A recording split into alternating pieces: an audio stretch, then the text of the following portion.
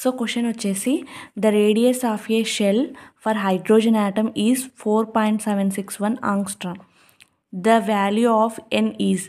So hydrogen యొక్క radius అనేది ఇవ్వడం జరిగింది. హైడ్రోజన్ యాటమ్ యొక్క షెల్ యొక్క రేడియస్ ఇవ్వడం జరిగిందనమాట.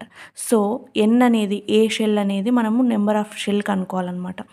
The radius of a shell for hydrogen atom is 4.761 angstrom. The value of n is.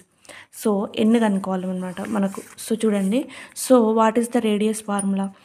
Radius of nth orbit is equal to 0.529 into n² z angstrom కదా.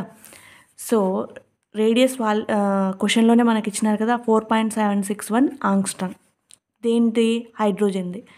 So 0.529 into n² వచ్చేసి 1 కదా. So మనకు n² కదా కనుక్కోవాల్సింది. So n² ఇక్కడ తీసుకురండి. So ఇప్పుడు ఏమవుతుంది? Is equal 4.761 divided by 0.529 అనమాట. సో ఇది మనం చేస్తే మనకు వచ్చే ఆన్సర్ అనమాట ఎంత అంటే 9.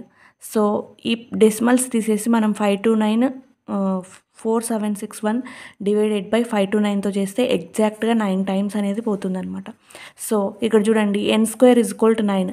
సో n² అనేది 9 అయితే ఆర్బిట్ 3 అవుతుంది కదా. n ఈజ్ ఈక్వల్ టు 3 అవుతుంది కదా. సో ఆప్షన్స్లో మనకు 3 ఎక్కడుంది? సో ఆప్షన్ 1లో ఉంది కదా. సో ఆన్సర్ వచ్చేసి option 1 is the correct answer అనమాట. ఓకేనా?